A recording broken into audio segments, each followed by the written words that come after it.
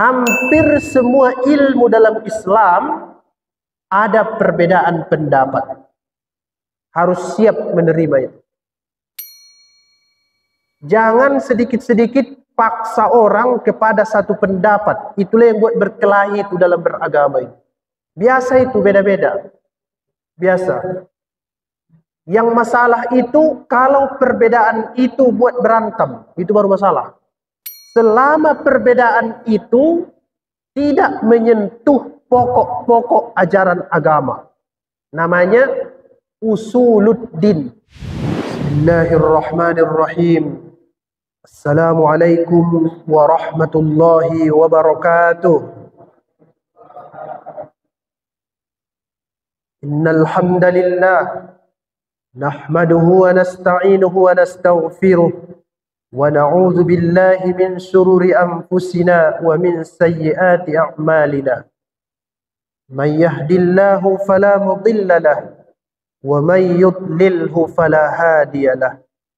Asyhadu an la ilaha illallah wa asyhadu anna Muhammadar Rasulullah. Yang saya hormati Bapak Ketua BKM yang selalu semangat memfasilitasi pengajian kita setiap minggu di masjid yang sangat kita cintai ini. Mudah-mudahan dengan banyaknya pengajian itu mengubah cara berpikir kita dalam menghadapi kehidupan ini. Tanpa mengaji, kita tidak mengerti bagaimana menghadapi kehidupan ini karena banyaknya masalah yang datang kepada kita setiap hari. Mulai sejak bangun tidur sampai tidur kembali.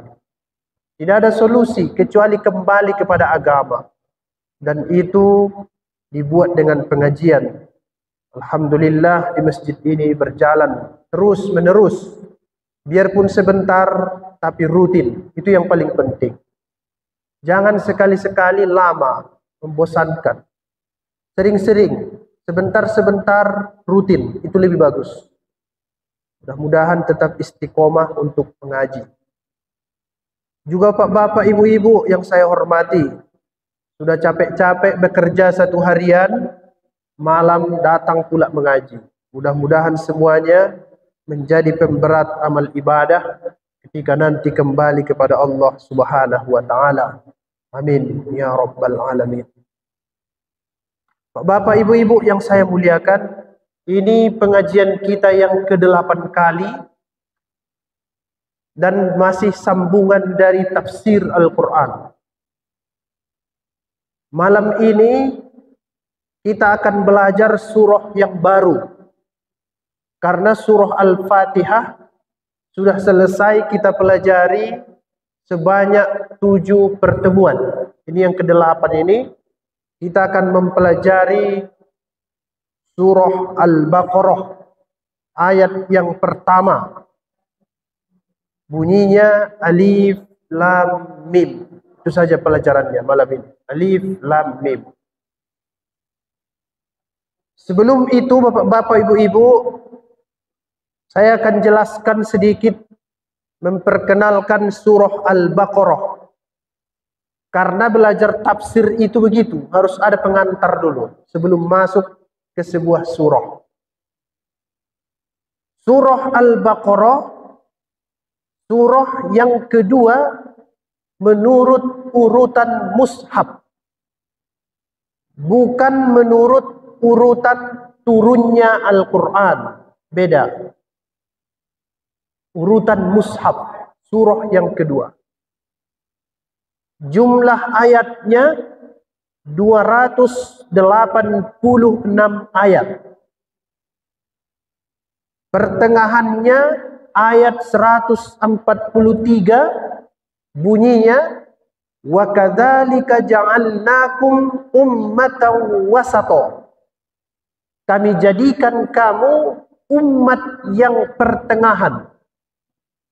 Pas ayatnya, ayat pertengahan surah Al-Baqarah, lihat nanti di awal juz 2, dan pas pula bunyinya menjelaskan tentang Islam adalah umat yang pertengahan. Ustaz, surah Al-Baqarah itu Makkiyah atau Madaniyah? Surah-surah dalam Al-Quran ada istilahnya Makkiyah, ada istilahnya Madaniyah. Ini agak sering keliru.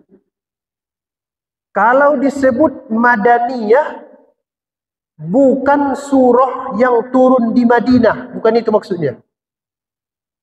Kalau disebut Makkiyah, bukan surah yang turun di Mekah, bukan itu.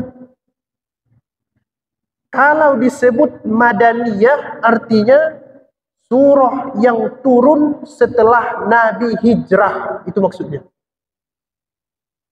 Jadi kalau surah itu turun di Mekah, tapi Nabi telah hijrah ke Madinah, namanya itu surah Madaniyah. Jadi yang dilihat bukan tempatnya, tapi yang dilihat adalah waktunya. Ada Ustaz surah yang turun di Mekah setelah Nabi pindah ke Madinah? Ada. Tapi namanya disebut dengan surah Madaniyah. Surah Al-Baqarah itu apa? Madaniyah. Turun setelah Nabi Muhammad pindah ke Yathrib, Madinah Al-Munawwarah. Semua Ustaz tidak. Ada juga sebagian ayat-ayatnya itu Makkiyah. Biasa itu. Saya selalu sampaikan di mana-mana, hampir semua ilmu dalam Islam ada perbedaan pendapat. Harus siap menerima itu. Jangan sedikit-sedikit paksa orang kepada satu pendapat. Itulah yang buat berkelahi itu dalam beragama itu. Itulah yang buat pusing itu. Biasa itu beda-beda. Biasa. Yang masalah itu kalau perbedaan itu buat berantem, itu baru masalah. Tak apa-apa beda-beda. Selama perbedaan itu tidak menyentuh pokok-pokok ajaran agama. Namanya usuluddin. Misal, dia sebut tidak ada surah Al-Baqarah, itu kafir itu. Tapi kalau dia sebut ada ayat Al-Baqarah yang Makkiyah, ada yang Madaniyah, boleh. Boleh beda. Atau dia beda dalam menghitung jumlah ayat Al-Quran, boleh beda. Misal, dia sebut alif lam mim, sebagian tidak pakai ayat, boleh. Sebagian yang lain bilang ada di situ ayat, boleh. Tapi kalau dia sebut Al-Quran yang sekarang beda dengan yang diterima Nabi, kafir.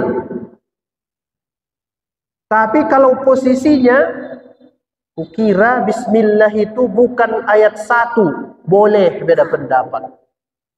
Aku menurutku alhamdulillah itu ayat 1 bukan bismillah, boleh beda pendapat. Tapi kalau dia sebut tidak pernah turun surah Al-Fatihah, kafir. Namanya itu usuliyah, pokok-pokok dalam ajaran agama. Nah, ini perlu belajar supaya kita tahu, oh ini boleh beda, ini tak boleh. Nah, itulah fungsinya, belajar. Ustaz, apa artinya itu Al-Baqarah? Bukan artinya sapi betina. Ini saya tidak ketemu yang beda. Artinya sapi. Sapi aja. Sapi. Saya lihat yang menerjemahkan itu sapi betina, Kementerian Agama. Tapi di tafsir-tafsir besar, terjemahnya sapi. Sapi aja. Tidak sapi betina. Tapi di situ ada huruf H. Artinya itu kan perempuan. Belum tentu. Banyak pakai H, tidak perempuan. Khalifah, laki-laki. Hamzah, laki-laki. Dihyah, laki-laki. Abu Hurairah, laki-laki. Kan? Tidak mesti. Ada ungkapan dalam bahasa Arab, tidak semua yang pakai tamar butoh itu menunjukkan perempuan, boleh juga laki-laki. Makanya Al-Baqarah artinya sapi. Kenapa Ustadz nama binatang? Kan gak seru. Masa Quran nama-nama binatang? Ini sifat manusia ini memang semuanya mirip-mirip binatang. Banyak di Al-Quran nama-nama surah itu binatang. Nanti di juz 19 ada namanya surah An-Namal. Artinya itu semut. Ada manusia macam semut. Nanti ketemu lagi di juz 20 namanya surah Al-Ankabut. Namanya spider. Itu Pak, spider itu laba-laba.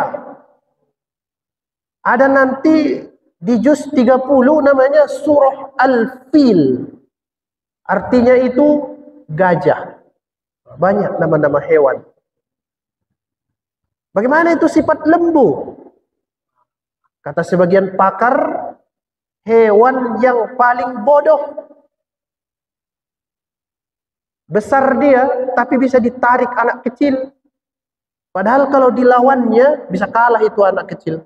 Tapi karena dia bodoh, dicucuk hidungnya, patuh dia. Bodoh dia. Ada orang begitu. Kalau An-Namal, apa itu Ustaz? Semut. Semut itu sifat baiknya suka musyawarah. Sifat buruknya rakus. Dia mau mengangkat makanan yang ukurannya jauh lebih besar dari dia. Lihat semut. Mau itu mengangkat roti lebih besar dari dia.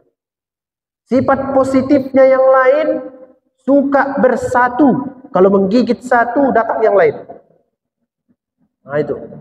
Sifat negatifnya yang lain, kalau dia memusuhi, tidak pandang bulu. Kalau Bapak bakar satu, datang itu semua. Padahal satu yang disakiti. Ada persatuan. Kemudian laba-laba. Apa sifat negatif laba-laba? Kalau dia sudah berhubungan badan dengan pasangannya, dibunuhnya suaminya. Itu laba-laba itu. Boleh dicek. Dibunuhnya itu, jantannya itu. Kalau kata orang Medan, habis manis sepah dibuang. Itu sifat laba-laba itu. Kemudian sifat gajah apa? Mirip dengan lembu. Bisa diperintah-perintah, padahal badannya besar. Pemalas, tidak mau berpikir. Itu bisa kena ke semua manusia. Apalagi Ustadz yang disebut Al-Quran, hewan-hewan. Ada disebut dalam Al-Quran, An-Nahal, lebah. Kalau An-Namal, semut. Kalau An-Nahal, di juz 14, lebah. Ada sifat positifnya? Ada. Dia tidak mau makan kecuali dari yang bagus-bagus. Tapi jangan berpikir bahwa madu itu obat segala penyakit. Tak betul itu. Coba obat orang yang diabetes minum madu. Coba tanya dokter, apa yang terjadi? Hati-hati dibohongi penjual madu. Ada dalam Al-Quran katanya. Betul itu. Tapi tafsirnya tidak begitu. Nanti kita pelajari kalau sampai di surah An-Nahl juz ke-14.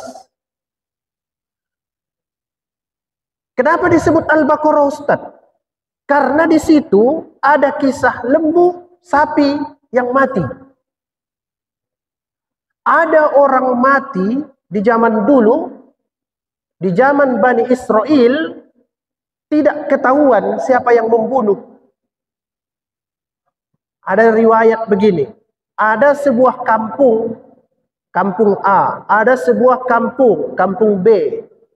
Suatu saat ketemu mayat seseorang di antara perkampungan ini. Ada mayat, orang mati di situ. Dua kampung ini cekcok. Siapa begalnya? Siapa pembunuhnya itu? Kok bisa mati dia? Kalau di kampung sana matinya berarti yang bunuh orang kampung itu. Kalau di kampung sini matinya berarti yang bunuh orang kampung sini. Tak jelas siapa yang bunuh. Rupanya yang membunuh saudara dekatnya. Dalam sebagian riwayat disebut keponakannya. Kenapa? Dia ingin menguasai harta pamannya yang dibunuhnya itu, supaya dia dapat warisan. Bisa jadi di zaman itu disebutnya boleh dapat warisan dari saudara dekatnya, sehingga dia bunuh itu saudaranya. Karena tuduh-tuduhan, mereka datang kepada Nabi Musa alaihissalam. Bagaimana solusinya Musa? Kami tuduh-tuduhan ini tentang siapa yang membunuh. Kata Nabi Musa, cari sapi, bentuknya begini, begini, begini, begini, nanti pukulkan ekornya itu kepada dia, hidup dia itu balik, baru ditanya siapa yang membunuh dia. Betul kejadian.